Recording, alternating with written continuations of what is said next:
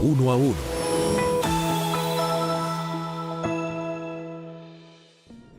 Hola, bienvenidos a Uno a Uno. Yo soy Ramiro Avendaño. Hoy nos acompaña María José Pizarro, senadora de la República, activista política, hija de Carlos Pizarro León Gómez. María José, bienvenida a Uno a Uno. No, muchísimas gracias por la invitación. Feliz de estar aquí en Uno a Uno y bueno, de poder compartir con la audiencia un poco más de lo que es uno. Gracias, María José. Como sabes, en Uno a Uno lo que perseguimos es conocer a las personas detrás de los personajes. El país te conoce por tu trayectoria política, por tu activismo, por tu fuerza, pero quizá no conoce la mujer que está detrás de la política, María José Pizarro. Cuéntanos un poco, ¿quién eres tú? ¿Cuáles son tus motivaciones? Pues bueno, yo soy una mujer, por supuesto, soy madre de 2 hijas, soy madre, además, cabeza de hogar, en el sentido de que saco adelante con la ayuda de mi madre a las hijas adelante. Bueno, también los papás están allí cerca.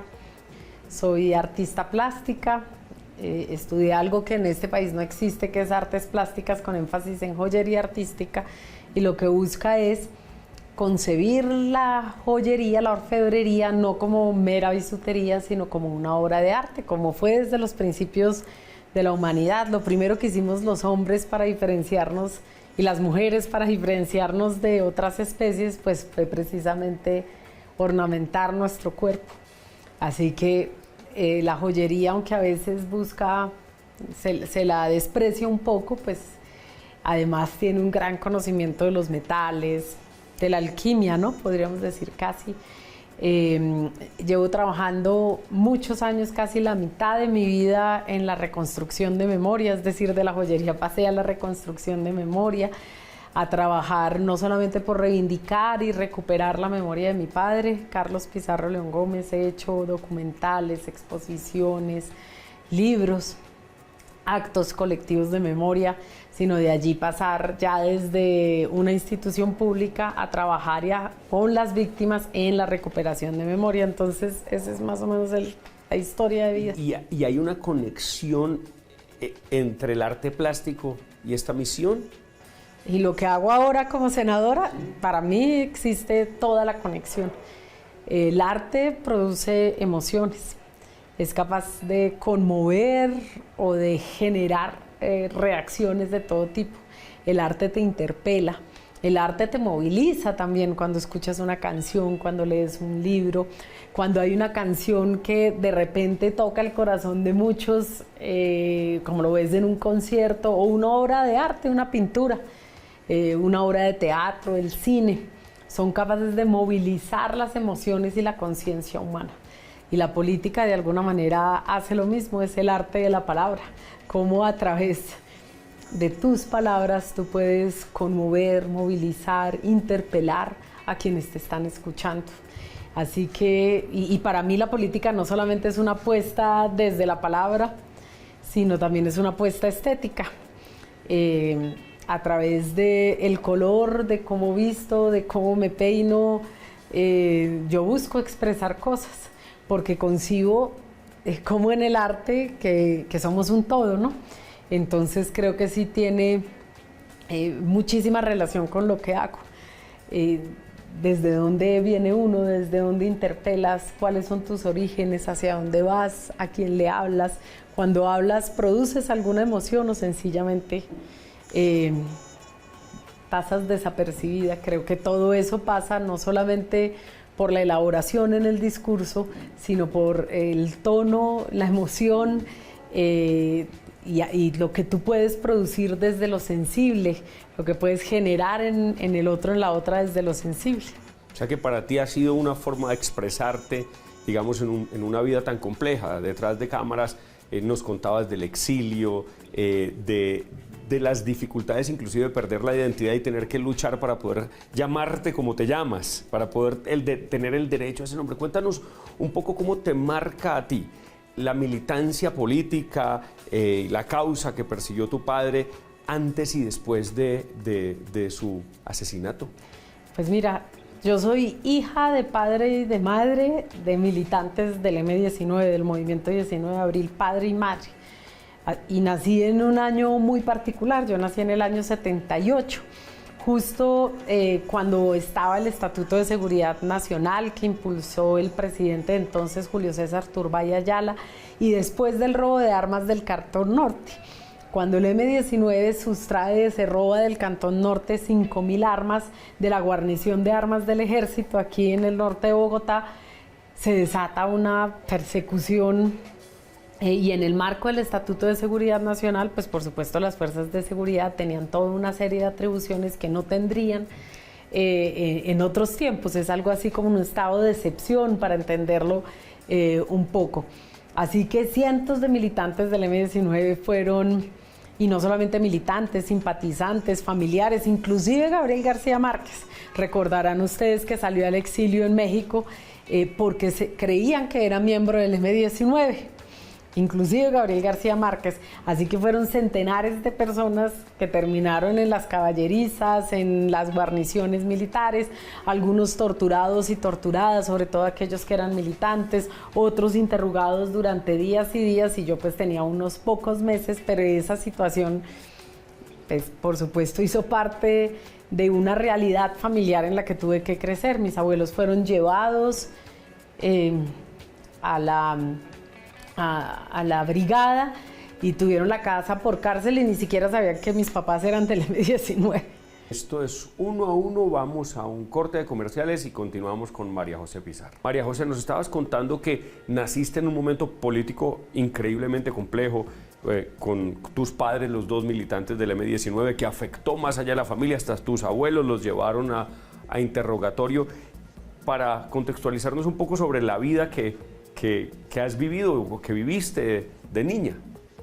Pues sí, como te contaba, mis abuelos fueron interrogados, mi hermana fue interrogada, mis padres fueron torturados 26 días en la base militar de Cimitarra y de allí salieron a la cárcel.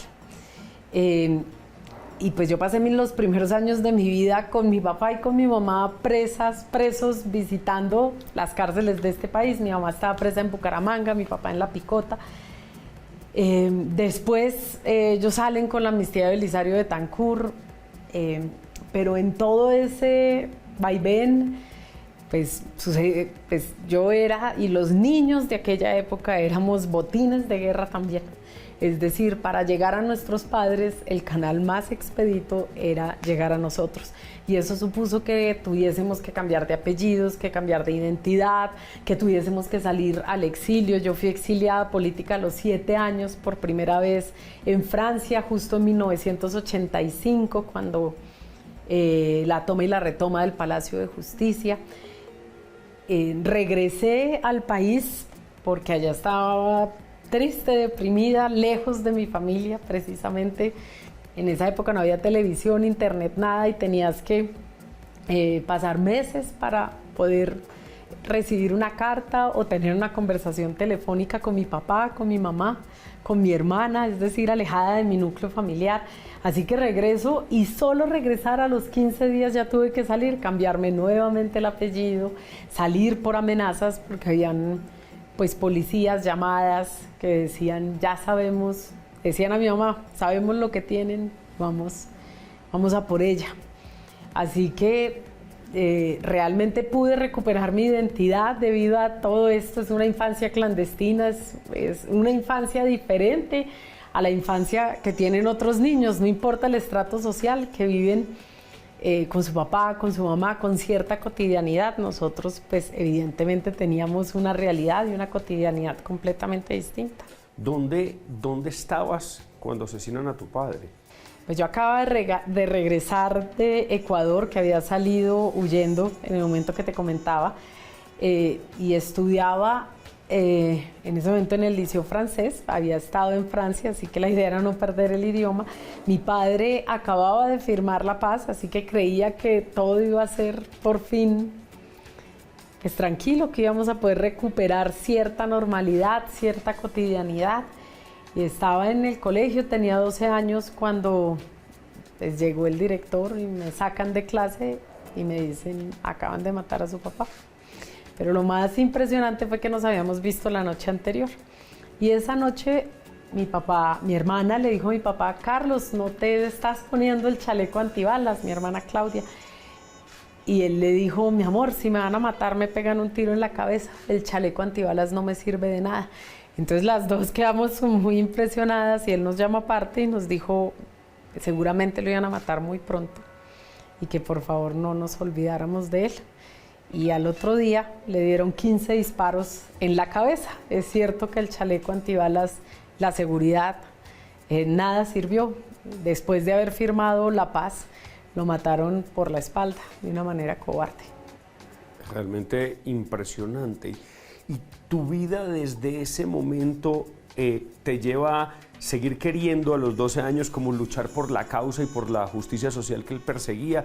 ¿O al principio más bien las reacciones al contrario de esto no puede ser, quiero una vida completamente diferente? Pues efectivamente, hoy que además soy mamá de una preadolescente justo en ese momento, pues yo estaba en la preadolescencia, había vivido toda esa vida de azares, de persecuciones, y yo quería una vida completamente distinta para mí, pero emocionalmente estaba profundamente lesionada en mí.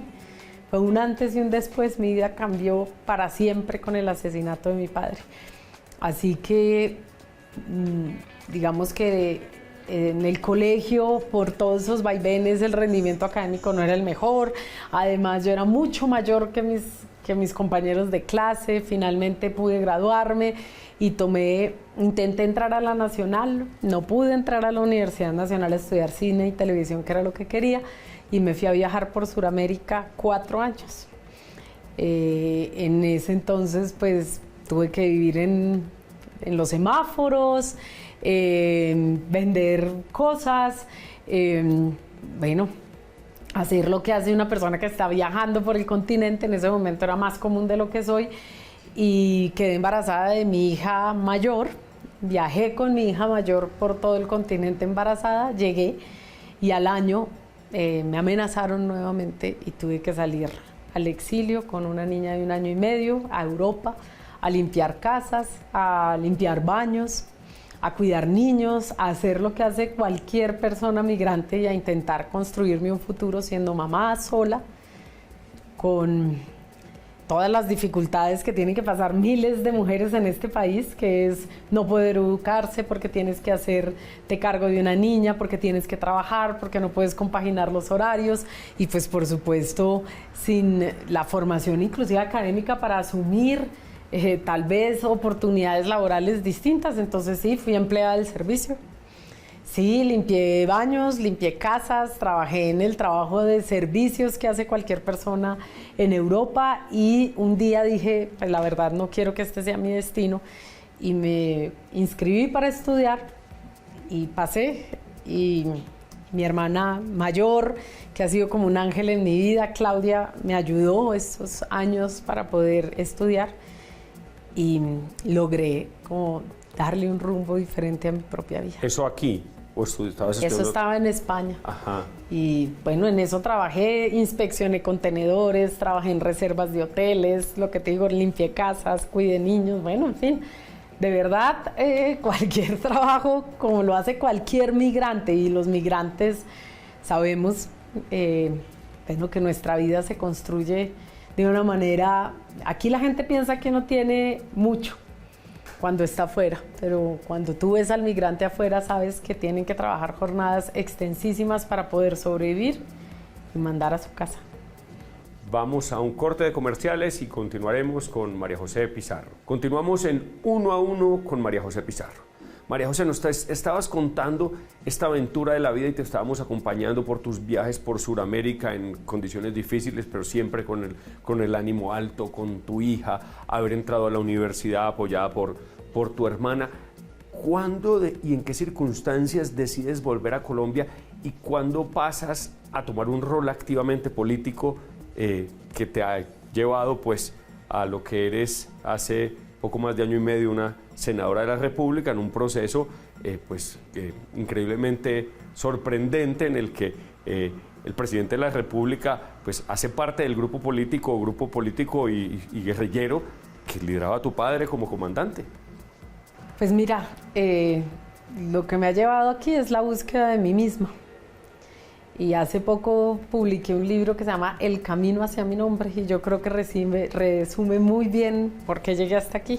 Cuando uno está en el exilio, pues empiezas a preguntarte quién soy yo. Nada me recuerda a nada, por qué mi historia fue así, por qué tuve esta vida tan azarosa con los pocos años que tenía en aquel entonces.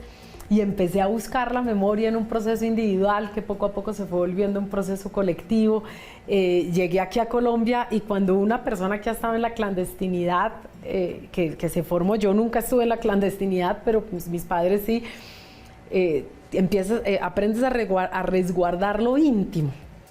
Entonces, pues tomé la decisión de hacer pública mi historia, mi vida, la de mi familia, rompiendo, digamos, con ese paradigma y ese trabajo de memoria con distintas organizaciones en todo el país, inclusive en el exilio, en un trabajo de varios años, cuando, pues digamos, ahí es cuando decido volver pública mi vida.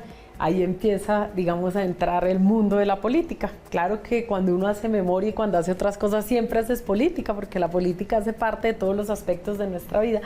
Pero ese hecho en concreto fue finalmente el que me trajo a la política. Cuando se acababan los acuerdos de paz en teoría, cuando estábamos en la incertidumbre de saber si finalmente se implementaban o no, cuál sería el nuevo presidente en esa contienda electoral del 2018, pues yo vi a todos los compañeros, gente con la que había crecido, pero además todas las organizaciones con las que había trabajado en Medellín, en Bojayá, en el Cauca, en la costa, en el exilio, y me preguntaba cuál iba a ser su destino si este país volvía a la guerra.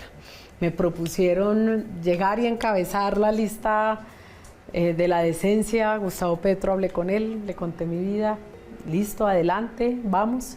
Yo dije, sentí la enorme responsabilidad conmigo misma, con este país en el que creo que yo también he ayudado a construir, que millones de manos anónimas hemos contribuido para edificar nuestro país y dije, muy bien, vamos adelante, gané, lo cual fue un salto en garrocha, como dicen, de una vida trabajando en una institución por la memoria y en el movimiento de derechos humanos, a estar en el Congreso y desde allí, en ese momento oposición y hoy gobierno. Entonces un aprendizaje también en estos 5 años desde que estoy en el Congreso de la República. En Uno a Uno lo que nos motiva es tratar de construir desde lo que nos une, no desde lo que nos separa. Creo que en Colombia todos en algún grado hemos sido víctimas de la violencia.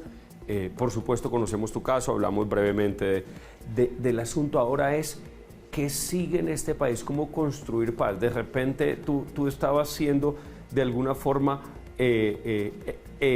parte de la película, pero no protagonista. Ahora estás en el Senado de la República, en una posición de inmensa responsabilidad, de vicepresidenta, liderando procesos increíblemente importantes. ¿Cómo construir paz desde ahí? ¿Cuál es el anhelo, pero sobre todo no el qué, sino el cómo?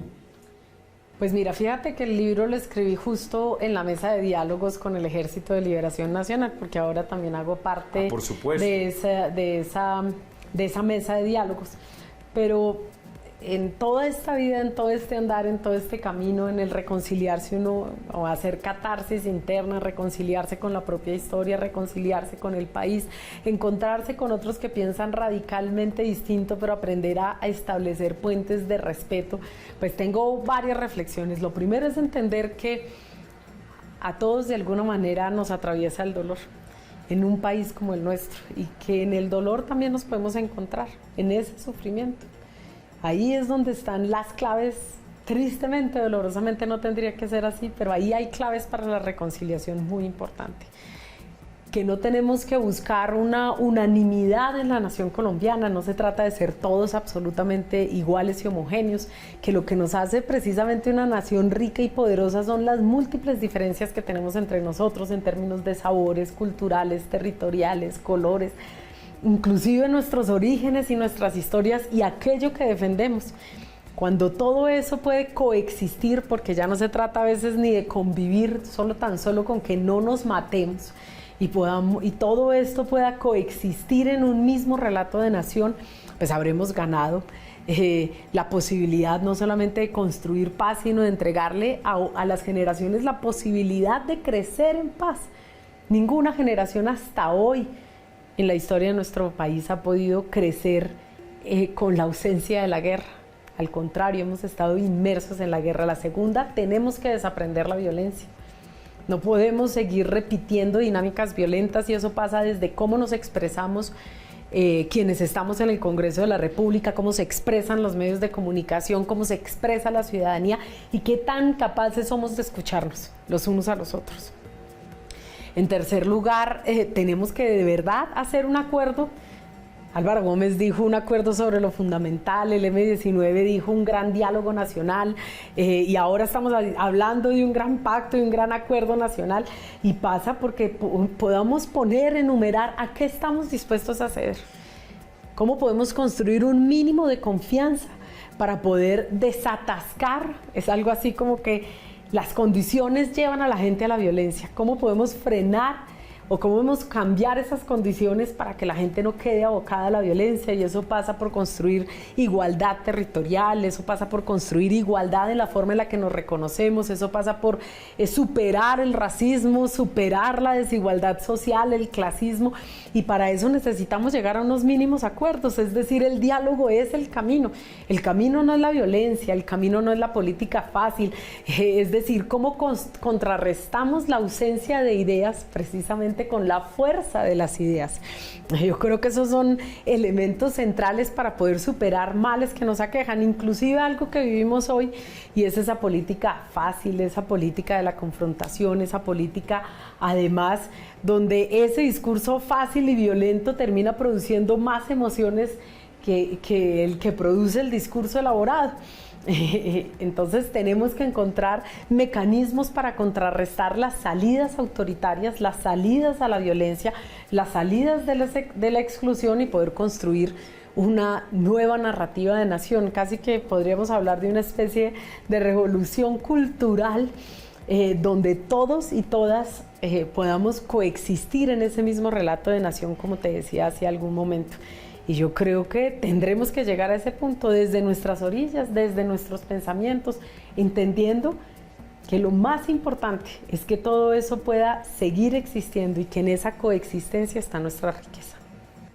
Pues muchas gracias, María José. El reto es inmensamente grande, pero nos compete a todos. Desde Canal 1 estamos completamente comprometidos con la defensa de la dignidad humana, de las libertades individuales, económicas, de determinación, de expresión, y vamos a seguirle dando espacio a los diferentes protagonistas del acontecer nacional para que nos cuenten su visión, su posición y sobre todo su historia personal para seguir construyendo desde lo que nos conecta y no desde lo que nos separa. Muchas gracias, María José, y esperamos tenerte en el canal en muchas otras oportunidades pronto. No, muchísimas gracias por además hacer periodismo libre e independiente. Gracias. Esto es Uno a Uno. Yo soy Ramiro Avendaño y nos vemos dentro de 8 días. Uno a Uno